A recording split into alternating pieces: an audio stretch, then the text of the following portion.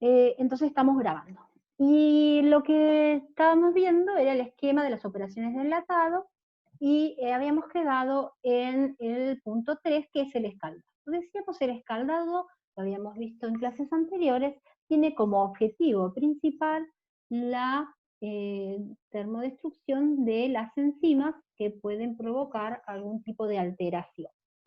En este caso es un tratamiento térmico corto, ¿se acuerdan? A temperaturas de 95 a 100 grados centígrados. Y en este caso, perdón, había señalado mal, el escaldado estábamos acá.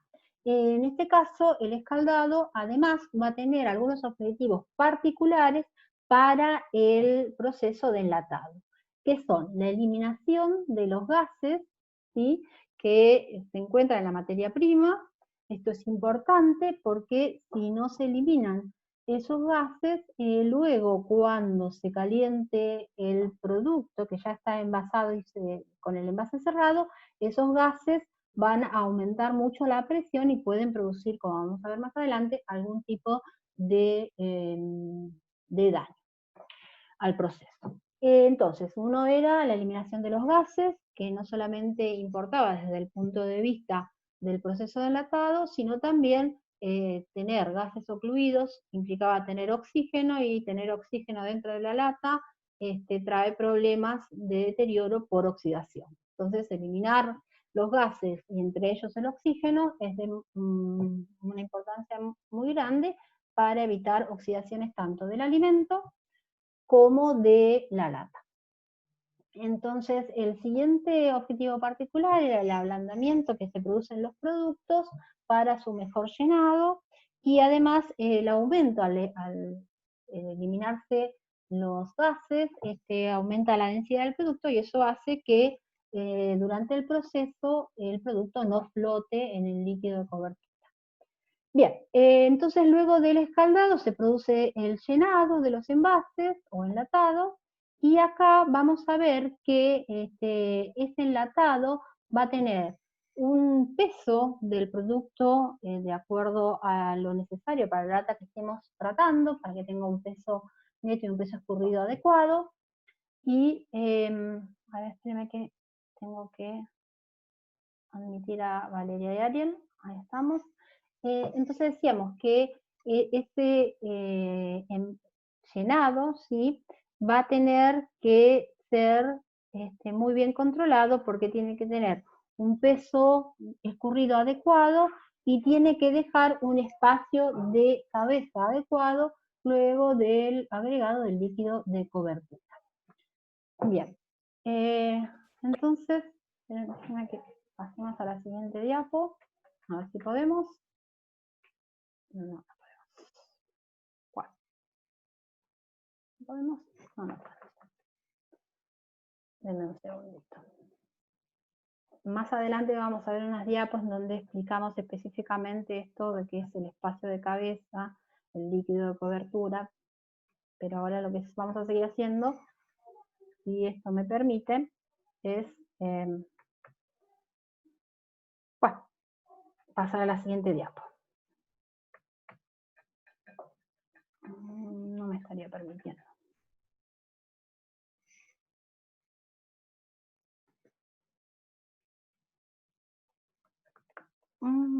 Bueno, no sé cuándo va a querer pasar esta diapositiva. Ahí está, lo que pasa es que es muy pesada. Bueno, vamos a la siguiente. No sé si no nos conviene ni siquiera, a ver, bueno. A ver si lo ponemos acá. Bueno, entonces, el siguiente paso es la evacuación y cerrado de la lata, ¿no? En este caso acá vemos que, bueno, acá estaba el paso de llenado, y acá está evacuación del aire, en donde este tipo de evacuación se hace por calor, ¿sí? Una vez llena la lata, se calienta, y al calentarse el contenido, ¿sí?, se produce un desprendimiento de vapor propio, ¿sí?, de la temperatura que adquiere la lata, y ese vapor va a desplazar el aire que está en el espacio de cabeza.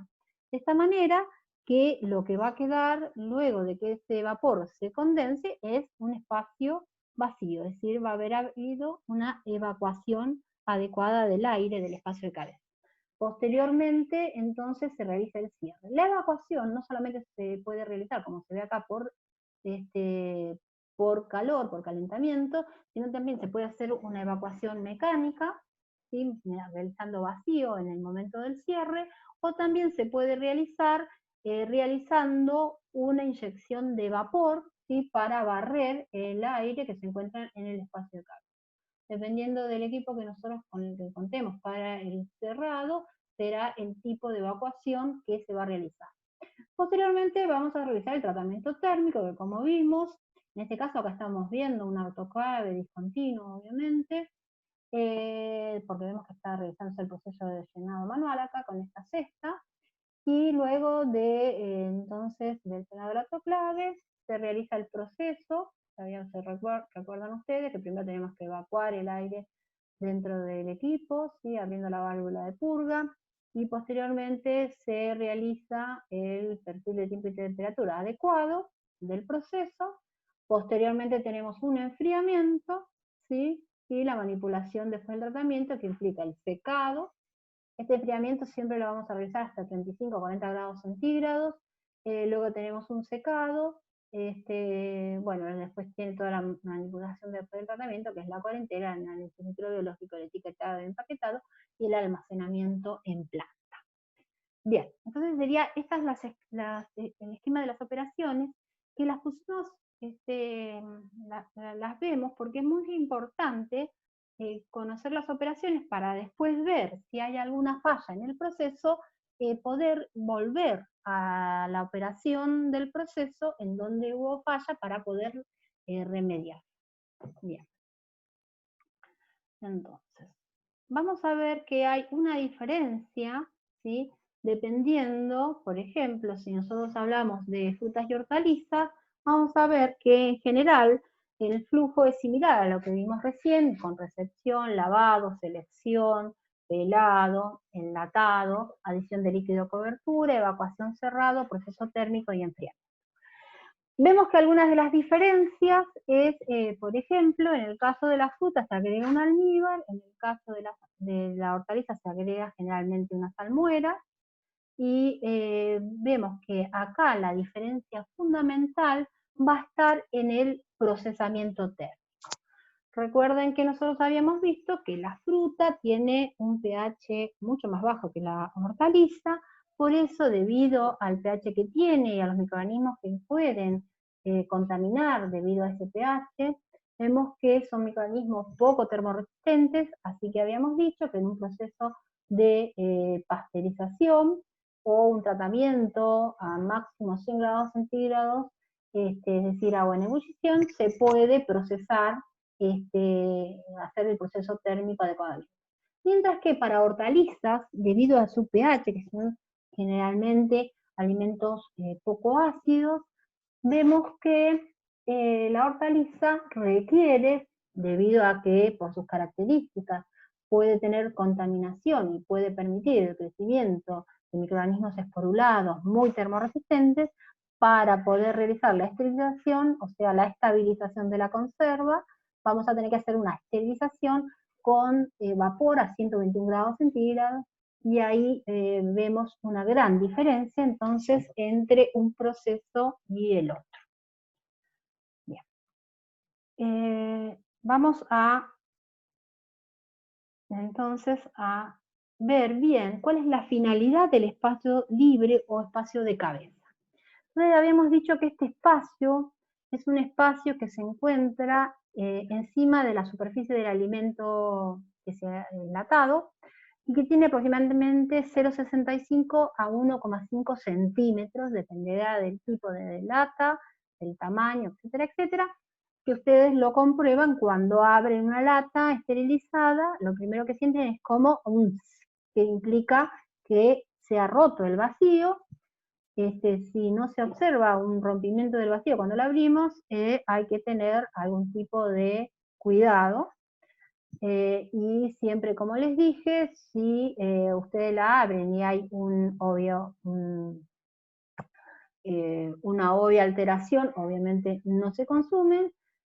Si no hay una obvia alteración, nunca se prueba, y en ese caso, si tenemos dudas, recuerden que lo que hay que hacer es utilizar ese enlatado previo al calentamiento, porque decíamos que si había habido algún problema con crecimiento de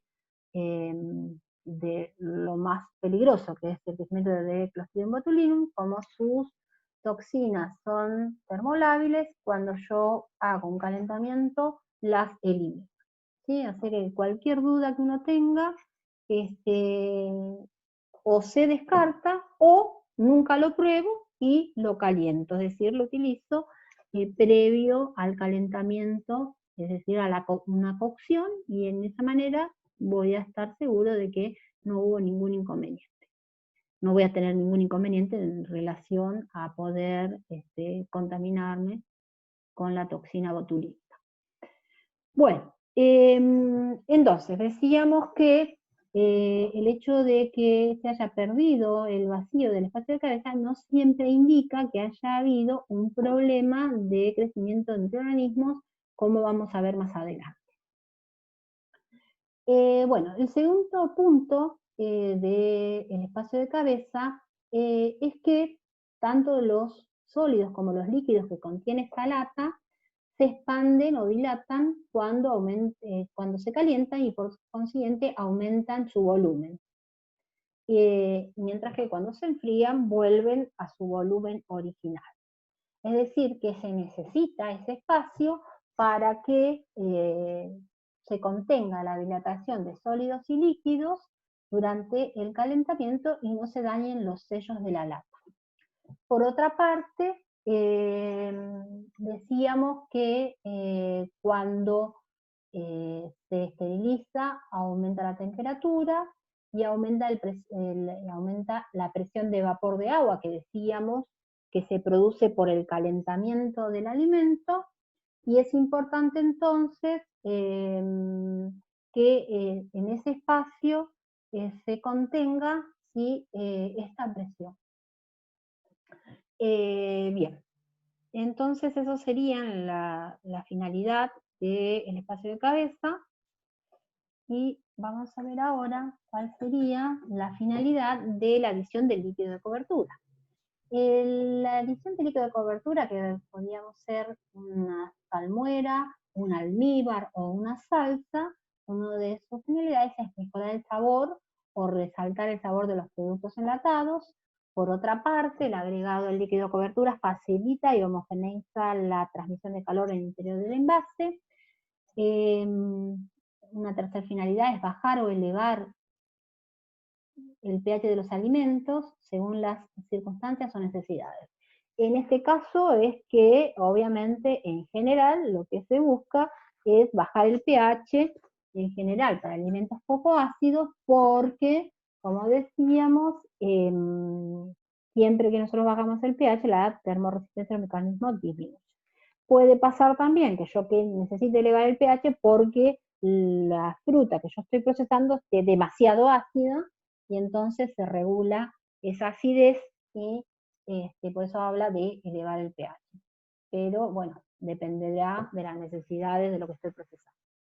Por otra parte, permite el llenado uniforme del envase y reduce los espacios vacíos, ¿sí? Es decir, que al agregarle el líquido de cobertura voy a eliminar en los espacios vacíos el aire que pudiera quedar.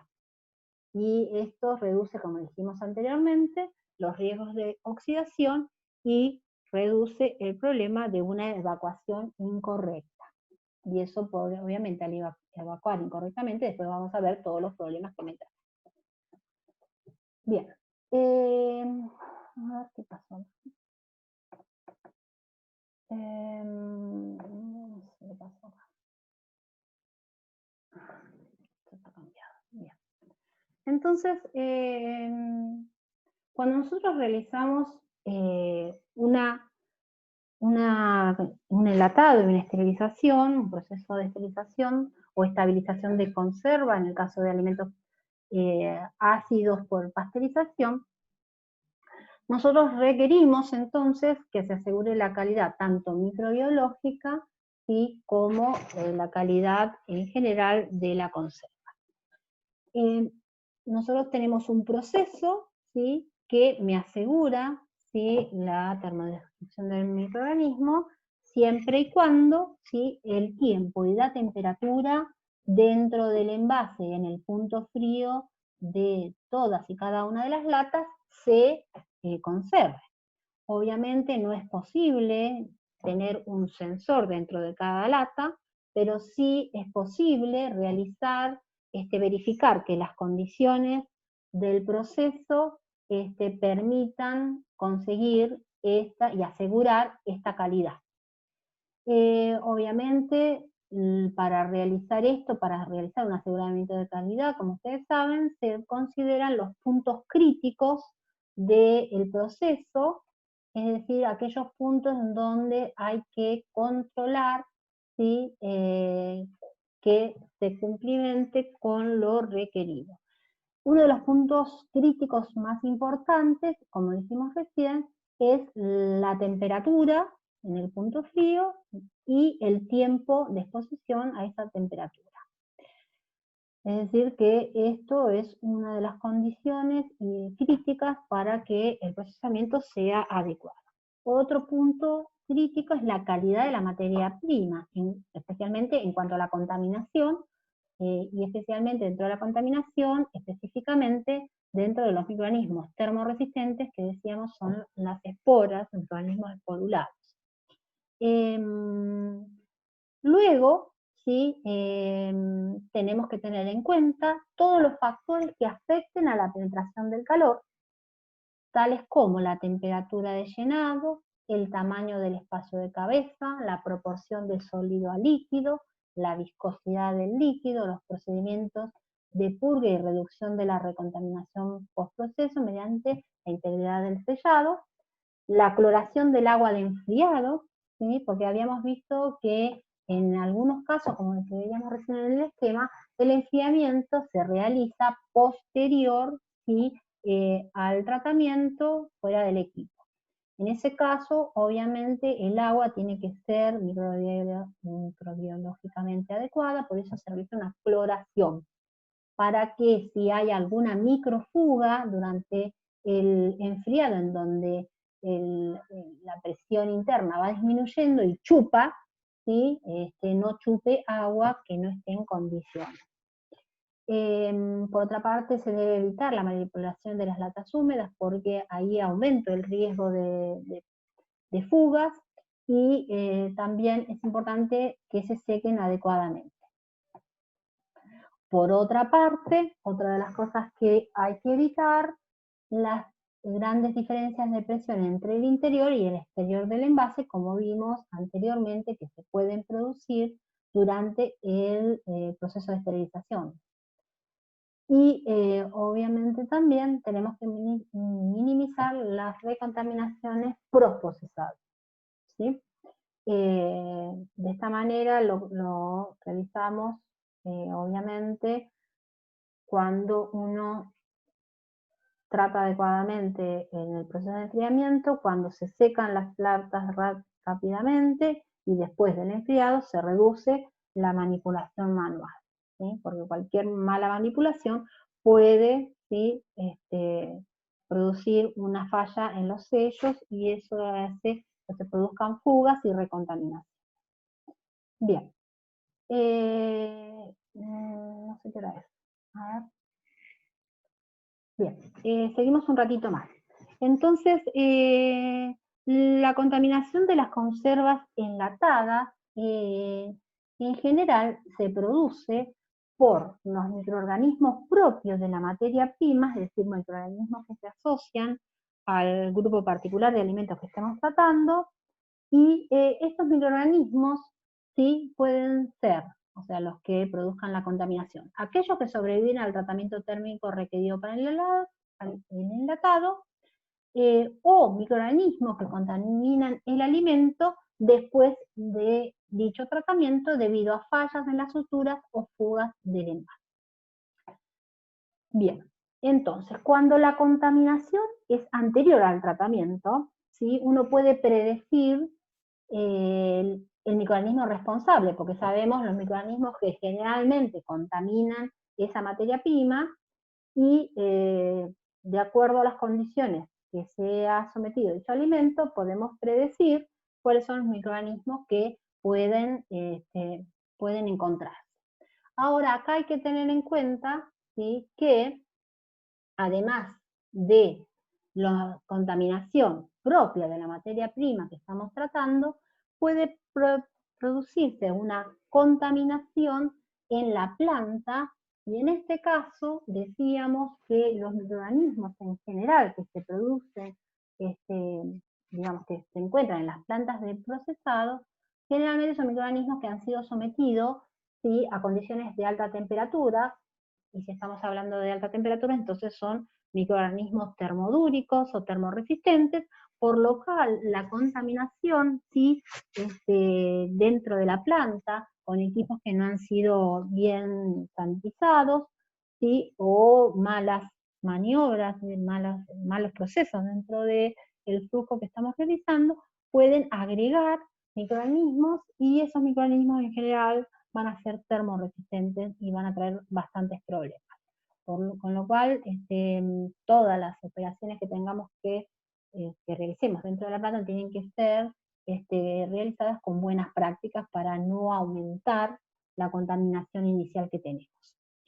¿Qué pasa cuando los microorganismos se introducen por fuga?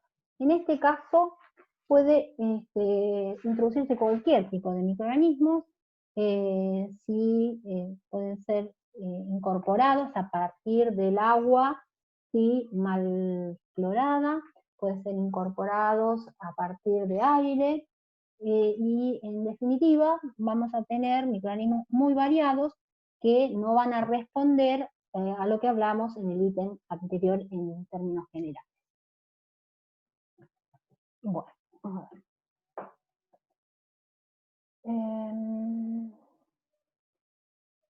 Bueno, acá esto lo vamos a pasar con, bueno, vamos a ver. Entonces, bueno, esto es un repaso, microorganismos, entonces podemos tener ciprófilos, mesófilos, termófilos y termodúricos. Termodúricos son capaces de resistir el efecto de altas temperaturas, aunque no es la temperatura, las altas temperaturas no son las ideales para su crecimiento. Estos microorganismos son los que nosotros conocemos como microorganismos que han desarrollado estrategias como la producción de esporas, que les permite resistir a altas temperaturas. Pueden ser microorganismos mesófilos o termófilos. Los termófilos en general son termófilos obligados, que solamente crecen a 55 pero no a 37, y luego tenemos termófilos facultativos. Estos son los que nos darían más problemas en el caso de sobrevivir en la lata, porque no necesitan que crecer a una temperatura de 55, sino que también puede crecer a 37 grados centígrados, que es una temperatura no tan alta. Y luego tenemos que tener en cuenta los microorganismos que requieren oxígeno o no. Entonces, tenemos microorganismos aerobios y anaerobios, y en general tenemos también microorganismos anaerobios facultativos que pueden crecer con un vacío parcial de los enlatados. Es decir que si yo pienso en la conserva, en esa conserva, si yo realicé bien las operaciones de evacuado y las operaciones previas, el escaldado, etcétera, etcétera, nosotros no deberíamos tener, ¿sí?, si no hubieron fugas o problemas en el sello de la lata, no deberíamos tener oxígeno en gran cantidad. A lo sumo habrá una microaerofilia, es decir, una cantidad de oxígeno muy baja. Sin embargo, hay algunos anaerobios facultativos que pueden crecer en este vacío parcial, tanto bacterias como algunos hongos. Fíjense que los hongos, que decíamos que en general crecen en presencia de oxígenos, hay algunos, ¿sí?, que pueden crecer en condiciones de vacío parcial de los enlatados. Bueno, entonces, esto es en términos generales. Bueno, por otra parte, esta diapo ya la habíamos visto. la repaso porque es importante. En los grupos bacterianos, en alimentos de baja acidez y semiácidos, tienen un DA121 que va desde 0,1 a 4, mientras que los microorganismos en alimentos ácidos y semiácidos, perdón, tienen un D a 100 para los termófilos. Fíjense que acá tenemos en los alimentos ácidos con un D100, es decir, que son muchos, por más que hablemos de esporas, ¿sí? Ay, ¿qué pasó acá? Hola, ¿me están escuchando o se cortó? Sí, profe. No sé, que me está mandando acá un mensaje raro. Bueno, entonces, esta tabla mírenla bien, porque este es lo que a mí me justifica la termorresistencia en los distintos tipos de alimentos clasificados según el pH. Entonces, vemos en los alimentos ácidos, los microorganismos con un DA100 de 0,1 a 0,0 a 0,1 a 0,5, fíjense que si bien son algunos esporulados que pueden crecer en pH 4 a 4,5, son mucho menos termorresistentes, porque fíjense que el D lo tengo a 100, que los otros que crecen en alimentos de baja acidez o semiácidos, ¿sí? Por arriba de 4,5. Mientras que en los alimentos de alta acidez, ¿sí? Alrededor de 3,7 ya no tenemos bacterias esporuladas, y fíjense que el D me da acá a 65,5 grados centígrados, es de 0,5 a 1. Bien, entonces dicho esto, volvemos a repasar esto debido a su importancia. Entonces vemos que los alimentos, según el grado de acidez, vamos a tener alimentos poco ácidos, mayor de 5 pH 5, semiácidos entre 4,5 y 5. En general estos dos son los grupos de alimentos poco ácidos. Y después tenemos alimentos ácidos que van entre 3,7 y 4,5, y alimentos muy ácidos por debajo de 3,7. Los poco ácidos son productos cárnicos, productos marinos, leche y hortalizas, mientras que los grupos semiácidos podemos encontrar mezclas de carnes y vegetales, o algunos vegetales, sopas y salsa. En este tipo de organismos podemos encontrar aerobios esporulados, anaerobios esporulados, muy termorresistentes, aunque también en la materia prima encontramos levaduras y bacterias no esporuladas. Es decir, que acá en este tipo de alimentos pueden crecer cualquier tipo de microorganismo en relación a la termorresistencia. Mientras que en los ácidos van a crecer bacterias esporuladas, poco termorresistentes, y esto las diferencias del grupo anterior, bacterias no esporuladas, levaduras y moho. En el caso de alimentos muy ácidos, solamente van a crecer bacterias no esporuladas, levaduras y moho. Estos sí que representan los alimentos ácidos, ambos dos van a tener microorganismos, como dijimos, muy poco termorresistentes. Bien. ¿Cuáles son las causas, ¿sí?, de abombamiento que sufren las latas? Es decir, cuando vemos que las latas se encuentran deformadas, ¿sí?, es decir, que no se encuentran planas, tanto en la tapa como en su fondo, y vamos a ver que las causas pueden ser abombamiento físico, abombamiento químico o abombamiento biológico. Abombamiento biológico, obviamente, es debido al crecimiento de algún microorganismo, ya sea que haya quedado, proceda de la materia prima o de contaminaciones previa al tratamiento, y que no hayan podido ser destruidos por el tratamiento térmico, o que hayan sido introducidos post tratamiento debido a fugas en las latas. En el caso de que el aumento de presión interna sea originada por crecimiento microbiano, se hace evidente esto en algunos días luego del procesamiento. Mientras que si esto se debe a un abombamiento químico por formación de hidrógeno a consecuencia de la corrosión interna de la propia lata, este abombamiento por hidrógeno se va a evidenciar mucho tiempo después, porque la producción de hidrógeno puede llegar a tardar varios meses. Bueno, ¿cómo vemos las latas? ¿Sí? ¿Cómo vemos las latas? De acuerdo a su aspecto exterior, podemos tener una lata plana con ambas caras cóncavas, que permanecen en esta condición, que sería lo ideal, es decir, una lata que ha sido tratada adecuadamente. Luego tenemos la lata lanzada, que es una lata en la que observamos que cuando una de sus caras es empujada contra una superficie plana y sólida, es decir, cuando la golpeamos contra una masada, en una de sus caras, la otra salta, ¿sí? Mientras que si se aplica presión en esa cara, ¿sí? la que se lanzó, se vuelve plana, ¿sí?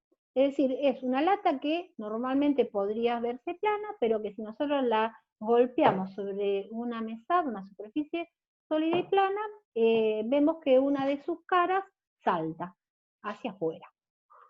Luego tenemos una lata saltona, en donde una de sus caras permanentemente se encuentra convexa. Sin embargo, cuando se aplica suficiente presión sobre esta cara, puede saltar hacia adentro sin que salte la otra hacia afuera, ¿sí? Es decir, es una convexidad que haciendo fuerza se puede eliminar. Luego tenemos latas con abombamiento suave, en donde una lata que tiene ambas caras convexas, pero que el abombamiento no es tan fuerte como para que alguna de las caras no pueda ser empujada hacia adentro por presión. Y luego tenemos el abombamiento duro, en donde ambas caras se encuentran convexas y que es imposible volverlas a su condición plana por presión externa, es decir, que si uno ejerce mucha presión, la lata puede estallar y usualmente este estallido se produce en la doble costura o en la costura lateral. Bien. Cuando se produce este abombamiento, en general todas las latas, ¿sí? que terminan abombadas pasan sucesivamente por los estadios de lanzada y saltón.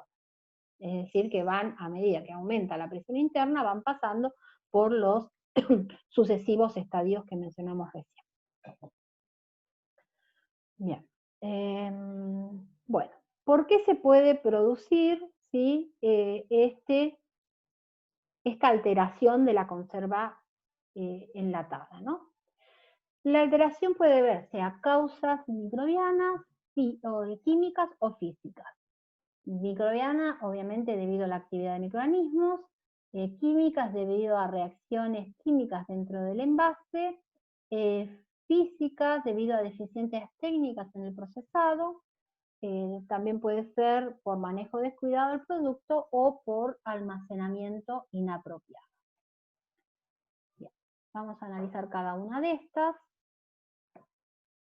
No sé, chicos, qué hora tenemos. Ustedes tienen clases, ¿no? Ups, nos fuimos. Bueno, entonces, vamos a terminar acá. Nos van a quedar unas diapos para la próxima clase, que va a ser la semana que viene, porque recuerden que mañana entonces vamos a hacer la autoevaluación.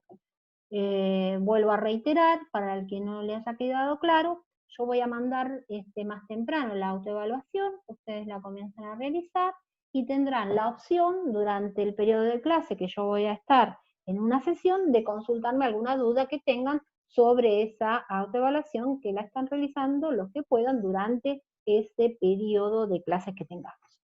Los que no la puedan completar, obviamente, sí me la tienen que enviar posteriormente, como máximo 48 horas después de haberla recibido. Si alguien no puede enviarla en ninguna de estas dos instancias, obviamente se comunica conmigo por privado y me cuenta cuál es el problema que ha tenido.